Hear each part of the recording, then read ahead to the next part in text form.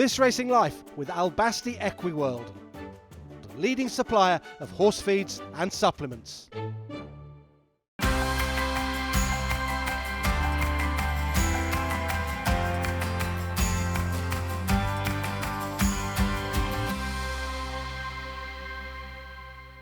Hi everyone. Last week we enjoyed the serenity of the north of England. This week we're very much enjoying the hustle and bustle of Newmarket, and two people who have been in the fabric of this town for quite some time take centre stage on this week's episode. You might have seen them, you might not know too much about them. Chris Dwyer has had a marvellous career as a trainer, but also as a jockey. We wanted to find out how different it was to start out in the 70s as compared to now. The wasting was a bit of a struggle. I used to struggle a bit to do 8.8, and I have done 8.7 or 8.6, but it was I wouldn't want to do that too often. But funnily enough, every time I did it, they always won. But I would be quite tired afterwards. I would only do it if I thought one was a good thing. We often try to do too light, and that's a bad thing. I see the odd jockey now riding 7 pounds lighter than what he should do, young apprentices, and I think they'd be far better putting their weight up and they'd last a lot longer, but they try and do far too light and then they can't survive, they can't last doing that, you know. When did training first start to enter your mind? Was there an overlap with you being a jockey and thinking, well, maybe I would give this a go one day? I was working for Sir Michael Stout. I was there with him about 3 years and I loved it there. I used to ride some lovely horses. I asked Michael what he thought of me having a go, and he said, there's a job here for you. If it fails, he said, kick on. So I started training in sort of 85, 86. Shelley, how did you get involved in horse racing? Give me the very first inkling that this was something you wanted to pursue. My dad was mad into the horse racing. I'm from Essex, from Malden, Essex, and he used to take us racing. And he used to ride the ponies, done a bit of show jumping, bit of cross country, and wanted to be a vet, and got the GCSEs to go the next step, and then came here instead.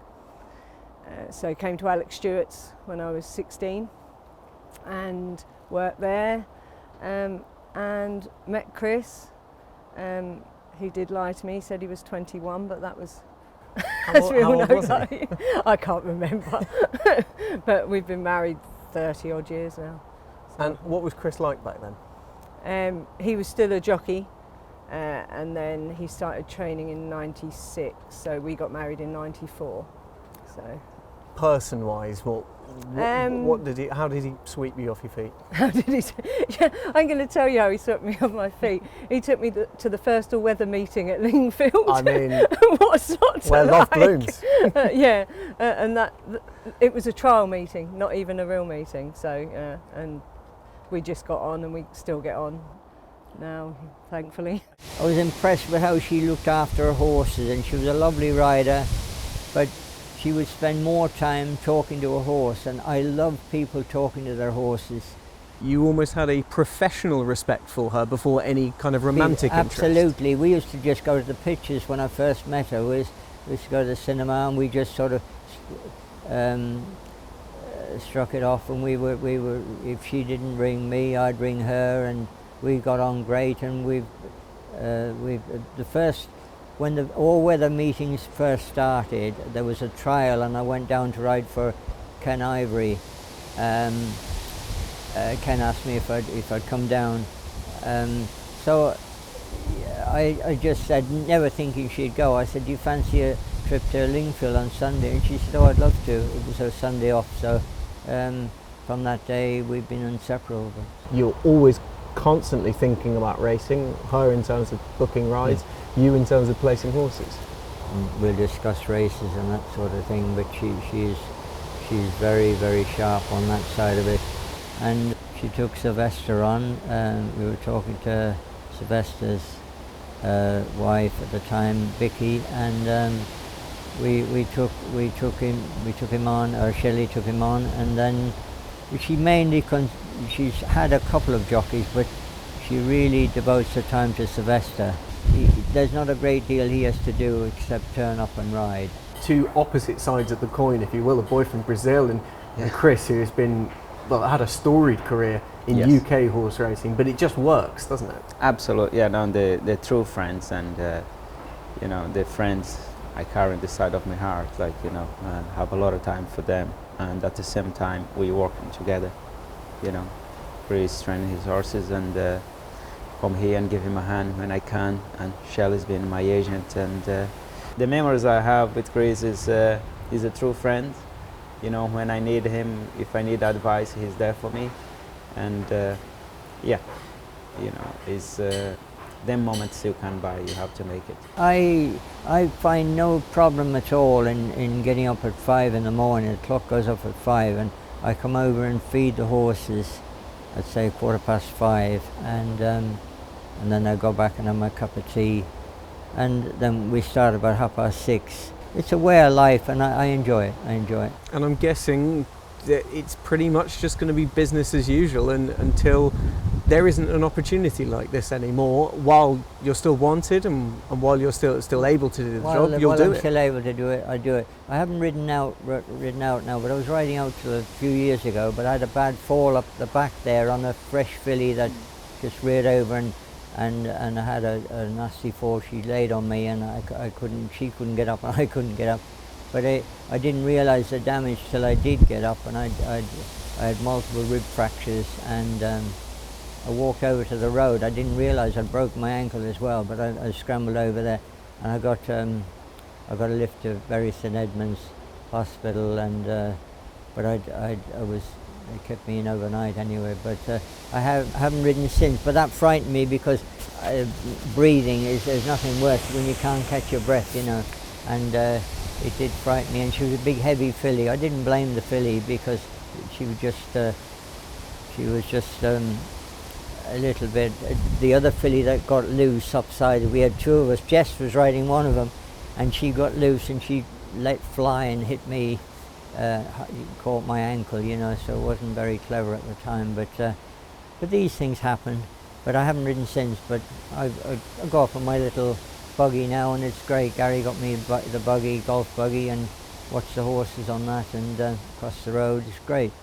And when did becoming an agent come into the equation? When Silvestre moved next door. Okay. And his agent decided he needed a break about 12 years ago, and he rang me up and said, would you be interested? And I was like, okay, give it a go for a few months. That's what we said at the time. Try for 3 months, see how it went.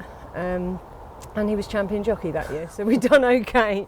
And rode, I think it was about 80 trainers, so yeah, it took off, and then that was it, really. And you had a friendship with Silvestre prior to this, is that right? Maybe about a year before. He moved down here to take the Godolphin job, and when I took him on, so yeah, maybe two years. When I took him on, he got the, how do you put it, the boot from Godolphin, however we want to put it. So I took him on then. And he has designs on being champion jockey. That's quite a baptism of fire. Yes, it is, but I loved it. I loved the ringing round everyone. You know, when you've got no retainer, I don't want to shoot myself in the foot here, but when you've got no retainer and you're freelance and you can literally ring round who you want to, and you know, Mark and Charlie Johnston were a great support then, and yeah, there's something to say for going where you want, sending your jockey where you want them to go, rather than being told to go somewhere. But yeah, I enjoyed it, enjoyed the chase. What were some of the biggest learning curves about moving into being an agent? What do you look back on now and think, I wish someone had told me? Someone hanging up on me. That was a new experience. I got hung up on a few times if I had to, you know, switch off a horse. Being called swear words, which I wasn't used to. But other than that, it was fine. But it was you become thick-skinned very quickly. Did you have a thick skin already? Did you, in a manner, did you feel that you were up for this challenge if someone's screaming bloody murder down the phone at you?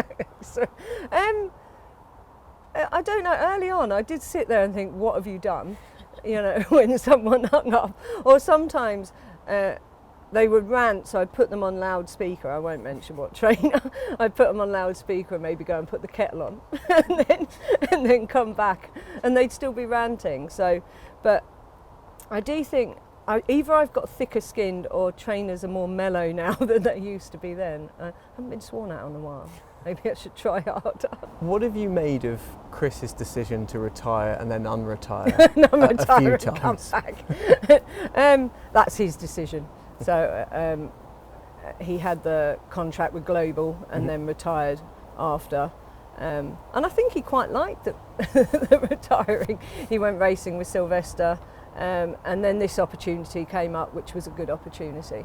Have you ever had a conundrum where Silvestre can ride someone else's or one of Chris's in a race? Yeah. Yes, this morning. No. Always what I tend to do, if someone wants him, especially one of his big supporters, and he's on one of ours, I would let him ride theirs. Business is business. Business is business. We don't have 100 horses. And fantastic, Silvestre still plays his part. Yeah, he loves coming here. Alex, who rides out, is also Brazilian, and they're great friends. And he loves coming here because it's quite a relaxed environment. And his feedback is great. When you've only got 14, 15 horses, to get some, we're lucky, aren't we, to have a 3-time champion jockey coming in to a small environment week in, week out is great, really. What's your proudest day in racing been up until this point? I'd say having training and riding a winner at Newmarket and Shelley leading it up, that was a bit special. That was great. And there was the small matter of the 4-timer spread between two tracks. That was a wonderful day. That was a wonderful day, especially with Silvestre riding the Forum, and we went. I went with him in the car, so that was great. And you were confident as well going into it. I was as confident as you can be, because everything looked right for the 4 horses, and it's not often that can happen. You know, the draw was good, everything was right, and the right man was aboard. Chris rode a horse, Serrano's lad, at Newmarket that I led up very early on. He won a big handicap, and that was a good day. He rode it, we were just starting to get going, and the horse, he was such a great horse for us early on. He just got beaten the Nunthorpe after coming to us as a 3-mile chaser. Is a very unique sort of story. Who you forgot to declare for the... Yes, thank you, Anthony. I forgot to declare, but because it was a bank holiday, and I forgot to declare him for somewhere awful hurdling, and I think it was probably the... I never forgot another declaration, but I think that was a good one to forget. Everything happens for a reason. Absolutely, and he ended up, he was so quick. He won round Chester over 6, and he was about 17.2. Huge horse, but so well balanced, and he was a great find, really. A 6-year-old maiden that goes on to be beaten very little in an Nunthorpe. We all have to call time on our various endeavours. What would you like to have achieved by the end of that? I'd really love to train a group winner for Gary. That would be fantastic.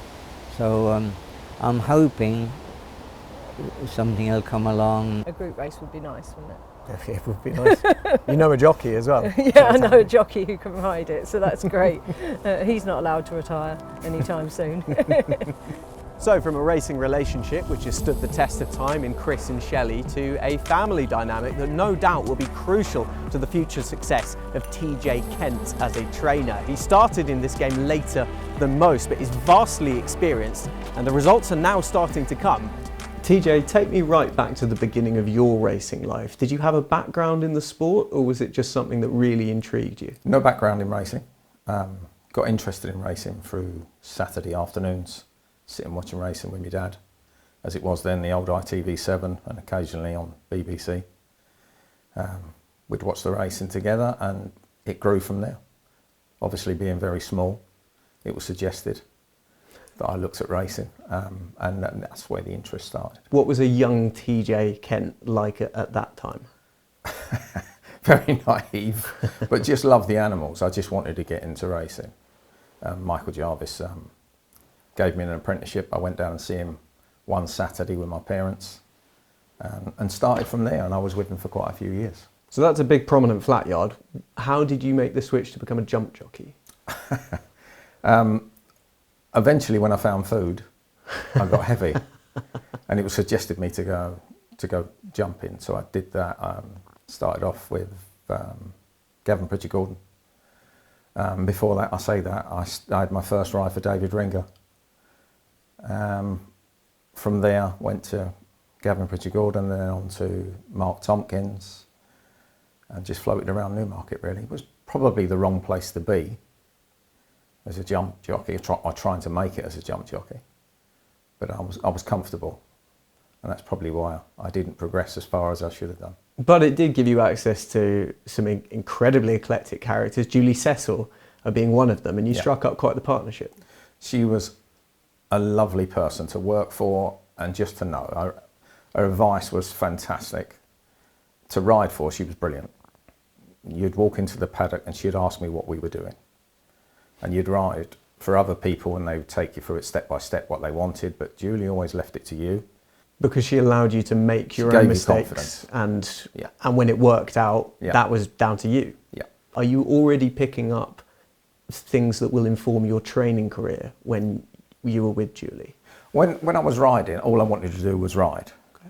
But you realise that you're around town, you're around different trainers, you pick things up, different ways of training or making sure they eat properly, and you just pick things up if you're prepared to listen.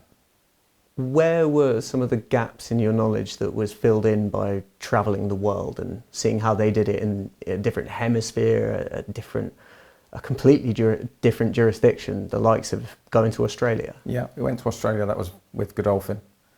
Again, they do things differently there, and just while you've got the opportunity, you look around different places and see how they do things, as it was when I went to Italy, France. Everybody's got their own way, but what you do realise is that you adapt to what you've got, and that's what brings out the better trainers. For example, David Loader was brilliant, attention to detail, second to none. And he would ask you questions he already knew the answer to, but he was making sure you was on your game. And that's one of the things I picked up from David. Your team is everything, so you make sure your team's on board with you. This was an era of David Loader as well. We're hot off the heels of countless Group 1 successes, but in parallel with when you were still riding over jumps, things were going extraordinarily well with David, and that bled into the early 2000s. Was that when you spent your time with him? I went to David's after I finished riding, after Julie Cecil's, and then David asked us all to go to France. It was under the Godolphin banner. That was a great experience. Came back, we went to Stanley House, and then I stayed on with Godolphin. So that's where it took me to Godolphin. I was there for sort of 16 years. And then after that, you spent some time with Roger Varian. Met Roger because he'd taken over from Michael Jarvis. So that seemed a good fit for me. And I was initially just riding out for him. And then he offered me 1 or 2 positions. And it grew from there. Ended up being his assistant. What were the circumstances that meant you were starting out in 2020? I'd left Roger Varian's and wasn't quite sure what I wanted to do. But then I spoke to a couple of guys who have been big supporters of mine since I set up and said, why don't you have a go yourself? So we literally embraced it and took it on from there. I mean, people talk about you're 53 and you're starting. There's not a perfect age. There's young lads starting out now, and I'm sure there's going to be older than me that start. So it's just the time of life if it fits. And I felt, why not? Let's give it a go. What was day one like when you walked into your yard for the first time? Suddenly the buck stops with you. Yeah, but I don't think you ever think about that. It's just you need to get on with the job. Okay. So you don't look back and think, how did I feel about it, or what's going to happen. You just, I've got a job to do. Let's get on with it. And every day has been, I wouldn't say a challenge. It's been enjoyable, but you're looking to go forward all the time. So how can I improve? How can we get better horses? And respectfully better owners. How do you take the business forward? What was that feeling when a Taser won at Ripon? I think it was just your 4th runner? Yeah. What was that feeling like compared to winners you've been associated with previously? That was very emotional. I won't lie about that. It's funny because, rightly or wrongly, I remember my son saying to me when he crossed the line, he said, "Oh, we deserve that," because we put so much effort into it. And I did get it at the time. I mean, sometimes you look back and you think, well, does that sound arrogant? But what he meant by that is that we put so much effort in, but that level has never dropped. We've always just given 100%. And things have gone from strength to strength from that. I mean, the jump up from last season to the season before that, you were suddenly on 15 winners for the end of the campaign, 151 grand in prize money. Yeah. What were your expectations realistically going into last season? I'm not one for setting targets, but you're always trying to improve the quality. So we wanted to do better than we did last year, whether that was prize money or numbers. So you've got your head down looking for the right races, the right opportunities. And if you've got owners that support you and trust you, then it's down to you, isn't it? Ray, you're part of the furniture here. You have been since day one. Just give us an idea of how far you go back with TJ. Yeah, TJ and his family, they're like my second family, really.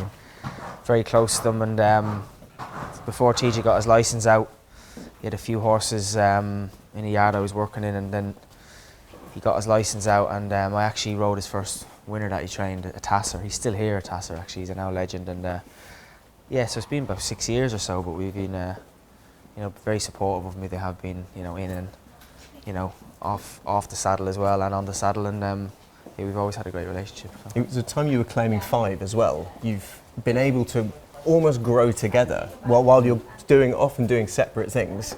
Now, fully fledged jockey, group winners under your belt. TJ really only just starting to get going. Yeah, well look, it's, as I said, they've been a big supporter of mine throughout the last 4 or 5 years, and it's great to see TJ doing really well, getting some better horses, and it's always a pleasure to ride on winners and try and help them as much as I can as well, as much as they've helped me. Is it helpful that he was a jockey back in his day, so he understands things that others might not necessarily if they hadn't ridden professionally?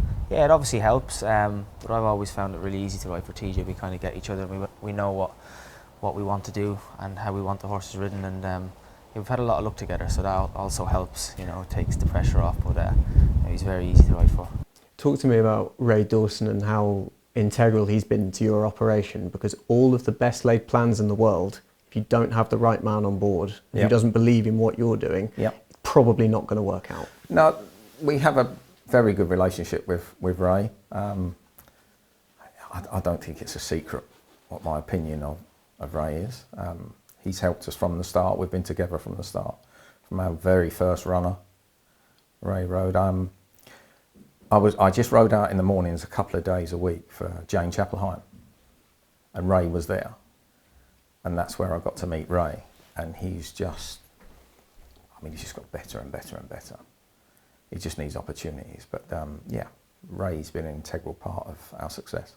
I get such pleasure when I ride with them winners. It's because I know the work that goes in behind it, and there can be some long weeks in this racing game, and it certainly has been like that for TJ and his family a number of times. But as I said they're starting to get better quality horses, and it's great to see. But yeah, they working very, very hard. 14 winners, 1 off from last season's total, and we're just only knocking into September now. This is a really good foundation to build on going forward. Yeah, I mean, and if you look at how many places they've had, most of the horses, if they're not winning, they're finishing in the first 3 or 4.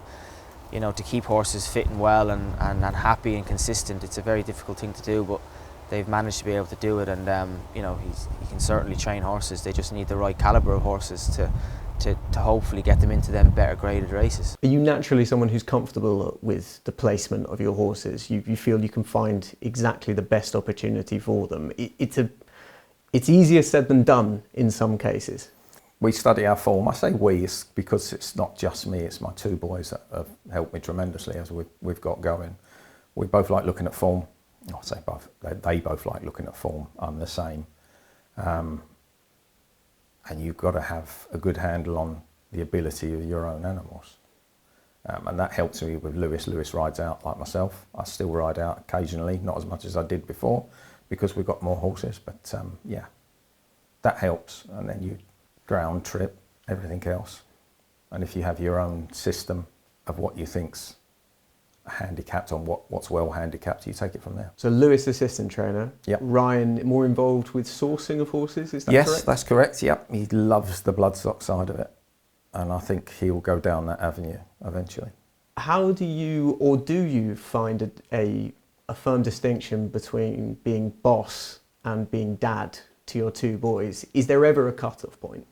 Or does it all kind of blend into one? Well, we have to work together. So we have to. I don't like going into work with the boys as with the rest of my staff and seeing myself. I know the buck stops with me. I get that, but it's one team. If you're a small yard and you want to get the best results, then I've got to be open to conversations where the boys can tell me what they think as the rest of my staff. I don't want them to be holding anything back. As I always say to them, when they're, any of my staff that are riding out, if they ride work, tell me what you feel now. It doesn't matter if you're right or wrong.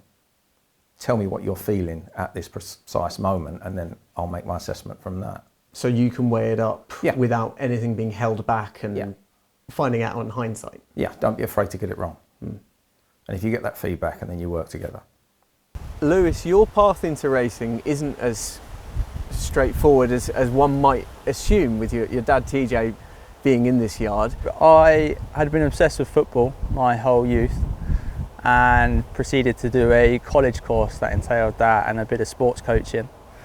And then I think I reached a point where I was at a bit of a standstill. I didn't know what I wanted to do going forwards. With Dad going to train, I started off just wanting to go and give him a hand, almost repay him in a way, because he's been my biggest supporter. So he's always helped me with football, took me wherever I need to go. So that's how it was going to start. And as it went on throughout the weeks, I got more and more invested and decided it was something that I'd like to get involved in, and never looked back since. And in a way, you're all growing with each other. Ray Dawson was on at Assa when he won at York. He was claiming 5 that day. Now look at him go. Your dad, many winners later. Everyone, bit by bit, is working their way up. Yeah, for sure. Everyone's improved massively since we started. We always say Ray is probably the best claimer we'll ever see, especially for £5 at the time. Me and my brother often say it was like a cheat code. You look back and you just can't believe he had a 5 next to his name. But yeah, we've all improved massively, especially ourselves as a yard. Our season statistics and our winners every year has got better. And I think you've got to be like that. You've got to always look ahead and try and find the horses that are going to take you to the next destination. So we're all very much in the same boat. And like I say, Ray's done fantastic. He's ridden some great winners recently, and I'm sure he's going to get that Group 1 that he nearly got at the weekend. So we're all doing well. Like a lot of brothers, you would probably be considered quite different to yours, and you do very different roles, but thank God you do. It works brilliantly for the business. Yeah, it does. He's very much into all the bloodstock. I think he wants to train too. I'd love him to, because he's got a very good head on him. Joint licence? Yeah, I think that would be the plan. It'd be quite cool in regards to be the first brothers, if I'm right to say, would train together. But he is a massive part of the yard, and we wouldn't have had the season we've had without him. He's very cool, calm and collected, and the decisions he makes are almost infectious because of his attitude. So he brings that calmness to the yard, and he's very logical with the way he thinks. So he's a massive asset. What do you think you've improved on since you took out a licence? You do learn from the mistakes, because everybody makes mistakes. It's the same as, I'll give you another analogy with top jockeys. What separates them from the other jockeys is they make less mistakes. And I think that's what you've got to get to. You get to that point where you're making less mistakes, the more you learn. And, I've been in the game long enough to try and minimise those mistakes.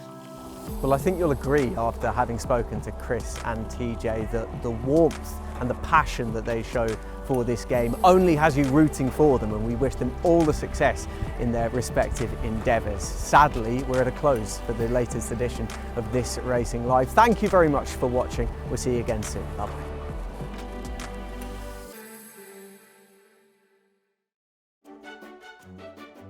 This Racing Life with Albasti EquiWorld, the leading supplier of horse feeds and supplements.